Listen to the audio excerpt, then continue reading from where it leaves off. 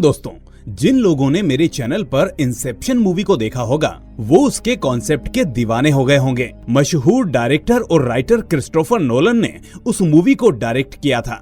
आज मैं उनकी एक और जबरदस्त मूवी को लेकर आया हूँ, जो है तो करीब 20 साल पुरानी, लेकिन आज भी लोग उसके बारे में बात करते हैं। तो चलिए बिना देरी किए शुरू करते हैं आज की ये शानदार एक्सप्लेनेशन। कहानी की शुरुआत होती है रॉबर्ट से, जो एक जाना माना मजिशियन यानी जादूगर है, जो जगह जगह जाकर अपने शो परफॉर्म करता है। आज शो के दौरान जब वो अपना एक्ट शुरू करता है तो उसके पैरों के नीचे का ढक्कन खुल जाता है और वो नीचे बेसमेंट में एक पानी के टैंक में गिर जाता है।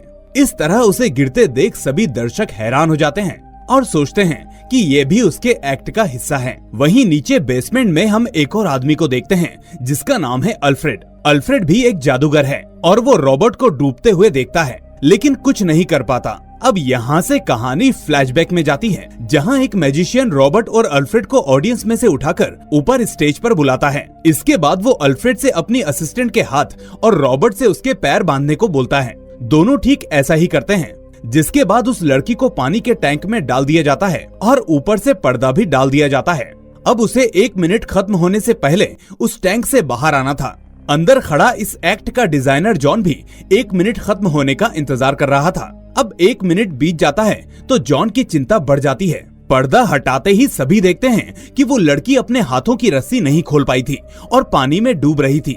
जॉन फौरन अपनी कुल्हाड़ी उठाकर उस टैंक को तोड़ने की कोशिश करता है, लेकिन जब तक वो उसे तोड़ पाता तब तक उस लड़की की मौत हो जाती है। अब यहाँ हमें पता चलता है कि रॉबर्ट और अल्फ्रेड दोनों ही उस मैजिशियन के लिए काम करते थे, इसलिए उनको जानबूझकर स्टेज पर बुलाया गया था ताकि वो एक्ट के हिसाब से रस्सी में गांठें लगा सकें। साथ ही जो लड़की स्टेज पर डूबते हुए मारी गई वो कोई और नहीं बल्कि रॉबर्ट की बीबी थी।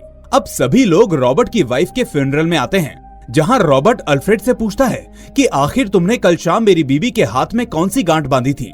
अल्फ्रेड इस बात का ठीक से जवाब नहीं देता और वहां से चला जाता है और उस दिन से दोनों दोस्त दुश्मन बन जाते हैं। इसके बाद हम देखते हैं कि अल्फ्रेड उस शो से अलग हो चुका है और खुद नई ट्रिक्स को इजाद करने में लगा हुआ है। वो अपनी बीबी सैरा को एक ट्रिक दिखाता है जिसमें वो एक गन में गोली डालेगा और फिर एक दर्शक को बुलाकर उसे खुद को शूट करने के लिए कहेगा, और जब वो दर्शक उस पर गोली चलाएगा तो वो उस गोली को पकड़ लेगा। सैरा पूछती है कि ये कैसे मुमकिन है, तुम आखिर गोली को कैसे पकड़ लोगे, और वैसे भी ऐसी ट्रिक्स काफी खतरनाक होती हैं। तभी अल्फ्रेड कहता है कि गोली चलने की सिर्फ आवाज होगी और गोली गन में होगी ही नहीं, असली गोली तो पहले से ही मेरे पास होगी। इसके बाद उस एक्ट का दिन आता है जहां अल्फ्रेड प्लान के मुताबिक एक दर्शक को स्टेज पर बुलाकर शूट करने के लिए कहता है। भीड़ में से एक दर्शक उठकर आता है और अल्फ्रेड से पूछता है कि आखिर तुमने उस दिन कौन सी गांठ बांधी थी। अल्फ्रेड समझ जाता है कि उसके सामने कोई और नहीं बल्कि रॉबर्ट है, जो अपना भेष बदलकर आया है। वो फिर कहता है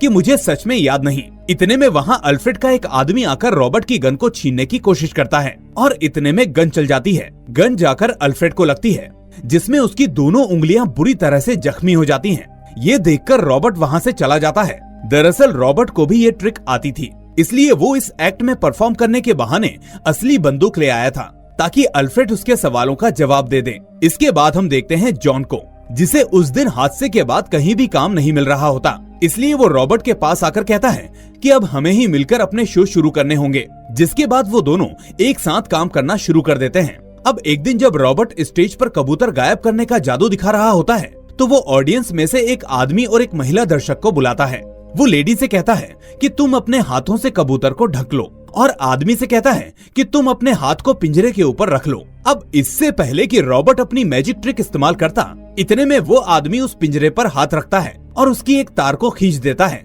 जिससे वो कबूतर पिंजरे में फंसकर मर जाता है और साथ में उस औरत के हाथ भी उस पिंजरे में फंस जाते हैं।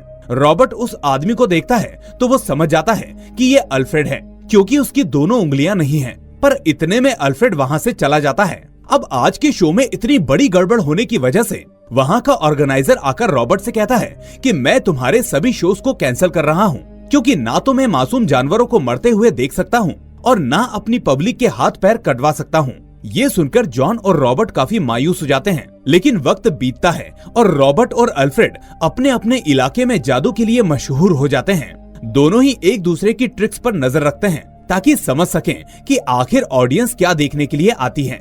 फिर एक दिन जब रॉबर्ट अल्फ्रेड के शो में जाता है तो वहाँ वो एक हैरत अंगेज एक्ट को देखकर हैरान रह जाता है। दरअसल इस एक्ट में अल्फ्रेड एक दरवाजे के अंदर जाता है और दूसरे दरवाजे से बाहर आ जाता है। रॉबर्ट जॉन से कहता है कि मुझे इस ट्रिक के बारे में पता करना है, आखिर कैसे वो एक जगह से दूसरी जगह इतनी जल्दी पहुंच सकता है। जॉन कहता है कि ये कोई ट्रिक नहीं बल्कि वो अपने हमशक्ल का इस्तेमाल करता है, लेकिन रॉबर्ट कहता है कि नहीं, मैंने उसको ध्यान से देखा है, वो कोई और नहीं बल्कि अल्फ्रेड ही है। इतने में उसकी असिस्टेंट ओलिविया कहती है कि सर ठीक कह रहे हैं, वो अल्फ्रेड ही है, क्योंकि वो अपनी कटी हुई उंगलियों को छिपाने के लिए दस्ताने पहनता है। पर फिर भी जॉन कहता है कि उसका इतनी जल्दी ये सब करना नामुमकिन है, वो जरूर उसका डुप्लीकेट है और हमें भी तुम्हारे बॉडी डबल को ढूंढना होगा ताकि वो तुम्हारी तरह एक्टिंग कर सके। अब कुछ देर सोचने के बाद जब रॉबर्ट को कोई रास्ता नहीं मिलता तो वो इसके लिए मान जाता है और फिर वो सभी मिलकर रॉबर्ट का हमशक्ल ढूंढ लेते हैं जो खुद एक एक्टर होता है।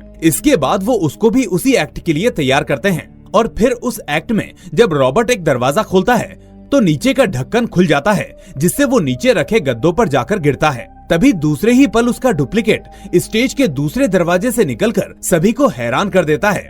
ये जादू लोगों को बहुत पसंद आता है और सभी तालियां बजाने लगते हैं, लेकिन नीचे बैठा असली रॉबर्ट इस आवाज को सुनकर परेशान होने लगता है। हालांकि ये ट्रिक थी, लेकिन उसको ये अच्छा नहीं लगता कि लोग उस डुप्लीकेट के लिए तालियां बजा रहे हैं। इसलिए शो के बाद वो ओलिविया से कहता है कि तुम्हें अल्फ्रेड के पास जाना होगा और उससे ये पता करना होगा कि आखिर वो इस ट्रिक को कैसे करता है ताकि हम भी उसे कर सकें। अब पहले तो ओलिविया जाने से मना कर देती है, लेकिन रॉबर्ट उस पर काफी दबाव डालता है, जिसके बाद ओलिविया अल्फ्रेड के पास जाकर कहती है कि मैं रॉबर्ट का काम छोड़कर आई हूँ, क्या तुम मुझे काम पर रख सकते हो। अल्फ्रेड समझ जाता है कि ये रॉबर्ट की साजिश है, इसलिए वो उससे मना कर देता है। लेकिन तभी ओलिविया उसको सच सच बता देती है कि मुझे असल में रॉबर्ट ने तुम्हारा राज चुराने के लिए भेजा है, लेकिन अब मैं उसके साथ काम नहीं करना चाहती, वो बहुत बड़ा सेल्फिश इंसान है। इस सच को सुनकर अल्फ्रेड ओलिविया को अपनी असिस्टेंट बना लेता है और फिर उसके सहारे रॉबर्ट के डुप्लीकेट तक पहुंच जाता है। फिर एक दिन जब रॉबर्ट अपनी गायब होने वाली ट्रिक को दोहरा रहा होता है तो वो जैसे ही दरवाजा खोलकर नीचे गिरता है तो नीचे गद्दे नहीं होते, जिससे उसके पैर में चोट लग जाती है। इसी बीच उसकी नजर अल्फ्रेड पर पड़ती है जो उसके डुप्लीकेट की जगह स्टेज पर पहुंच जाता है। स्टेज पर पहुंचकर वो जोकरों जैसी एक्टिंग करता है और अगले ही पल रॉबर्ट का डुप्लीकेट रस्सी से बंधा हुआ नीचे आता है। ये देखकर ऑडियंस में बैठे लोग इसे जादू ही नहीं बल्कि कॉमेडी एक्ट समझकर हंसने लगते हैं। तभी अल्फ्रेड कहता है, दोस्तों यहाँ सिर्फ कॉमेडी होती है, जादू नहीं होता। अगर आपको असली जादू देखना है तो मेरे शो पर आइए जो आपके ही शहर में चल रहा है। इस तरह वो रॉबर्ट के शो को बर्बाद करके वहाँ से चला जाता है, जिससे रॉबर्ट को काफी गुस्सा आता है। इसके बाद वो ओलिविया के पास जाता है और कहता है कि मुझे लगता है कि तुम भी उसके साथ मिल गई हो। उस आदमी ने मेरी बीबी को मार दिया और फिर मुझे भी चोट पहुंचाई। क्या तुम्हें ये सब नहीं दिखता? ये सुनकर ओलिविया उसे अल्फ्रेड की एक डायरी देती है जिसमें अल्फ्रेड की सारी ट्रिक्स लिखी होती हैं।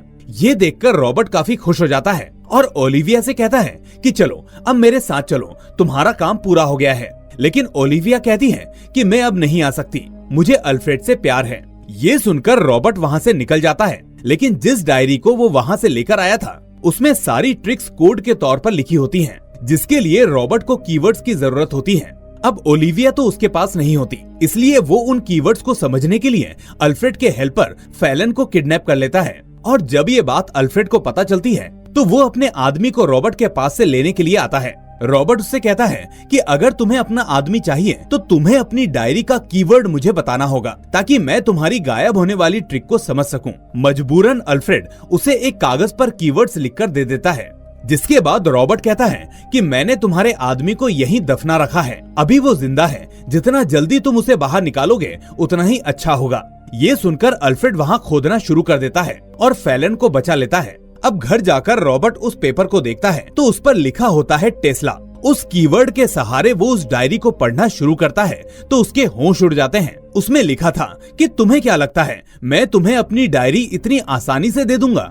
टेस्ला तो बस मेरी डायरी की चाबी है। जब तुमने ओलिविया को मेरे पास भेजा तो उसने मुझे सब कुछ सच सच बता दिया और हम दोनों एक दूसरे से प्यार करने लगे। इस बीच मैं उसके प्यार को टेस्ट करना चाहता था, इसलिए पहले मैं उसके जरिए तुम्हारे डुप्लीकेट तक पहुंचा और फिर मैंने ये डायरी तुम्हारे पास जानबूझकर पहुंचाई। ओलिविया ही वो लड़की थी जिसने मुझे अपना हाथ छिपाने से मना किया उसने कहा कि मुझे लोगों को अपनी कटी हुई उंगलियां दिखानी चाहिए ताकि लोगों को यकीन हो जाए कि जो आदमी गायब होता है और जो आदमी सामने आता है वो एक ही है। रॉबर्ट को ये जानकर बहुत रोना आता है। वो इतना समझ जाता है कि अल्फ्रेड की मदद किसी और ने नहीं बल्कि उस वक्त के महान वैज्ञानिक निकोला टेस्ला ने की है। इसलिए वो टेस्ला से मिलने अमेरिका जाता है और उनसे कहता है कि मुझे एक ऐसी मशीन चाहिए जिससे आदमी एक जगह से गायब होकर दूसरी जगह पहुंच सके।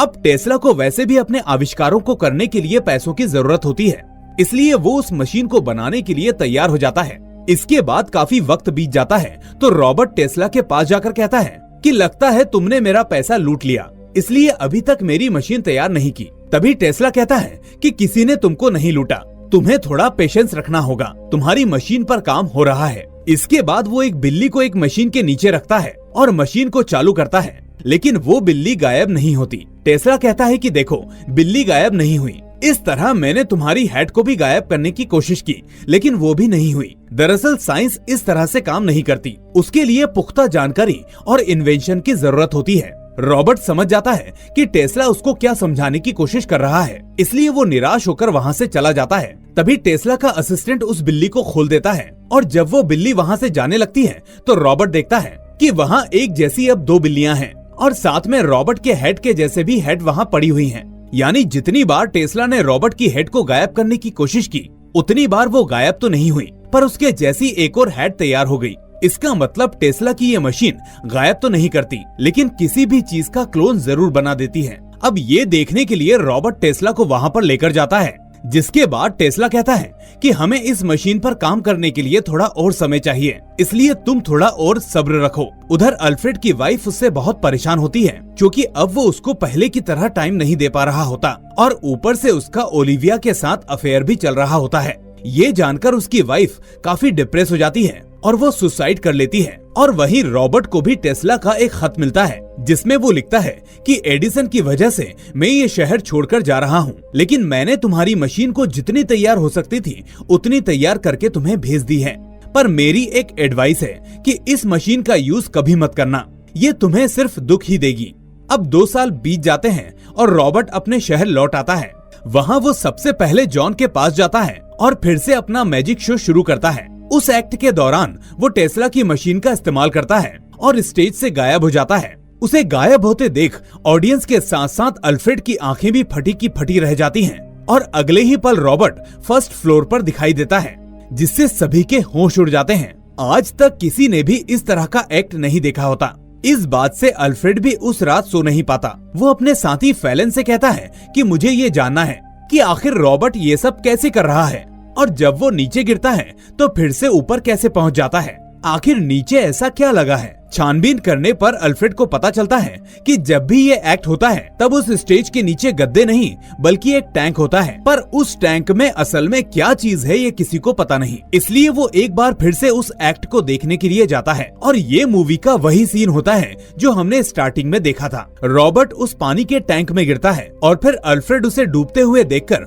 बचाने की पूरी कोशिश करता है, पर वो उस टैंक को तोड़ नहीं पाता। इतने में वहाँ जॉन आ जाता है जो अल्फ्रेड को वहाँ देखकर सोचने लगता है कि उसने ही रॉबर्ट को मारा होगा, इसलिए वो कोर्ट में उसके खिलाफ गवाही देता है, जिसके बाद अल्फ्रेड को फांसी की सजा हो जाती है। अब जेल में एक दिन लॉर्ड नाम का आदमी अल्फ्रेड से मिलने के लिए आता है, जिसके साथ अल्फ्रेड की बेटी होती है। लॉर्ड को देखकर अल्फ्रेड समझ जाता है कि ये आदमी कोई और नहीं बल्कि रॉबर्ट है। अल्फ्रेड ये देखकर पूरी तरह से हैरान हो जाता है क्योंकि उसने रॉबर्ट की लाश को अपने आंखों के सामने देखा था। तभी रॉबर्ट कहता है कि मैं दुनिया को सिर्फ ये साबित करना चाहता था कि मैं तुमसे अच्छा जादूगर हूँ, लेकिन तुमने मेरा पीछा नहीं छोड़ा और आज तुम खुद ही फंस गए। ये कहकर वो अल्फ्रेड की बेटी को वहाँ से ले जाने लगता है, लेकिन तभी अल्फ्रेड रॉबर्ट के सामने हाथ जोड़ता है और उसे एक कागज देकर कहता है कि ये कागज रख लो, इसमें मेरी सारी ट्रिक्स हैं, पर ये सब मत करो। रॉबर्ट उस कागज को लेकर फाड़ देता है और कहता है कि अब ये ट्रिक्स मेरे किसी काम की नहीं, क्योंकि मेरी ट्रिक ही तुमसे बेहतर है। ये कहकर वो अल्फ्रेड की बेटी को लेकर चला जाता है। घर आकर रॉबर्ट देखता है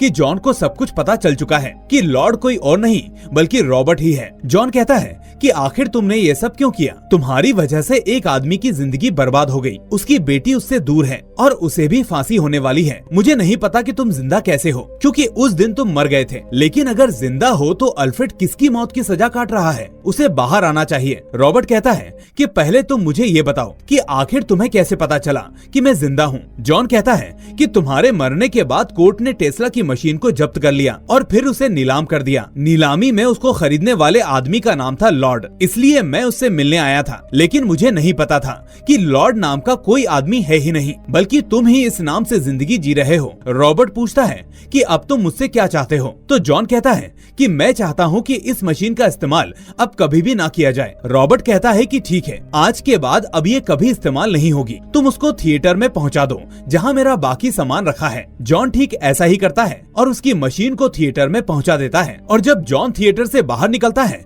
तो वो एक मास्क मैन को इशारा करता है, जो उसके इशारे पर थिएटर के अंदर चला जाता है। वहीं हम देखते हैं कि अल्फ्रेड को फांसी हो चुकी है और उसकी मौत हो चुकी है। उधर वो मास्क मैन अंदर थिएटर में जाकर रॉबर्ट को गोली मार देता है। जब रॉबर्ट उसको देखता है तो उसे पता चलता है कि सामने वाला आदमी कोई और नहीं बल्कि अल्फ्रेड है। वो ये देखकर हैरान हो जाता है और फिर अल्फ्रेड उसे बताता है कि असल में अल्फ्रेड का एक हमशक्ल भाई भी है, जिसके सहारे वो उस एक्ट को किया करता था। रॉबर्ट कहता है कि ये सब तो बेहद आसान था। मुझसे सभी ने कहा था कि तुम अपने हमशक्ल का इस्तेमाल करते हो, लेकिन मैंने किसी की बात नहीं मानी। अल्फ्रेड कहता है कि नहीं, ये इतना भी आसान नहीं था, क्योंकि जब तुमने मेरे ऊपर गोली चलाई तो मेरी उंगलियां खराब हो गईं, तो मेरे भाई को भी अपनी उंगलियां काटनी पड़ी ताकि हम दोनों में कोई फर्क ना रहे। मैंने ये बात कभी अपनी बीवी को भी नहीं बताई, जो ये समझती रही कि मैं ओलिविया से प्यार करता हूँ और उसके लिए उसने अपनी जान भी ले ली। जबकि सच्चाई ये है कि ओलिविया को मेरा भाई प्यार करता था, जो अब इस दुनिया में नहीं रहा। मैंने तुम्हारी वजह से सब कुछ खो दिया, अपनी बीवी, अपना भाई। रॉबर्ट कहता है कि मैंने भी बहुत कुछ खोया है। जब मैंने टेस्ला की मशीन का इस्तेमाल किया तो मुझे भी नहीं पता होता था कि मैं वो होऊंगा जो टैंक में गिर गया या वो जो लोगों के सामने आएगा। इस तरह जब भी मैं ऐसा करता तो अपने पास एक गन रखता था ताकि अपने डुप्लीकेट को मार सकूं, क्योंकि अगर मैं उसे नहीं मारता तो वो मुझे क्लोन समझकर मार देता। इसलिए दिमाग में ये डर हमेशा बना रहता था और मैं इसी डर के साथ जी रहा था। अल्फ्रेड कहता है मुझे इससे कोई फर्क नहीं पड़ता। लास्ट में रॉबर्ट पूछता है कि अब मुझे बताओ तुमने कौन सी गांठ लगाई थी? अल्फ्रेड कहता है कि मुझे सच में पता नहीं। तभी इतने में रॉबर्ट की जान चली जाती है और उसके हाथ में लगी हुई लालटेन से पूरे थिएटर में आग लग जाती है। जिसके बाद हम उन सभी टैंक्स को देखते हैं जिसमें सभी क्लोन्स की लाशें पड़ी हुई थी। कुछ दिनों बाद हम अल्फ्रेड की बेटी को देखते हैं जो जॉन से जादू सीख रही होती है। जॉन उससे कहता है कि किसी भी जादू में जब जादूगर तुमको कुछ दिखाता है तो वो उसे प्लेज कहते हैं, और जब वो उस चीज को गायब कर देता है तो उसे कहते हैं टर्न। लेकिन इसके बाद जब वो उस चीज को वापस ले आता है तो उसे कहते हैं प्रेस्टीज। और यही जादूगरी में सबसे कठिन ट्रिक है। इसके साथ ही ये मूवी यहाँ एंड हो जाती है। दोस्तों, इस मूवी के कुछ सीन्स इतने कॉम्प्लेक्स हैं कि उनको समझना या समझाना काफी मुश्किल है। इसलिए मैं चाहूंगा कि आप इस शानदार मूवी को एक बार जरूर देखें। इस वीडियो को लाइक और चैनल को सब्सक्राइब करना मत भूलना, क्योंकि मैं ऐसी ही कॉम्प्लेक्स मूवीज को आसान भाषा के जरिए समझाने की कोशिश करता हूँ। तो चलिए अब मिलते हैं अगली ऐसी ही वीडियो में। Till then take care and thanks for watching.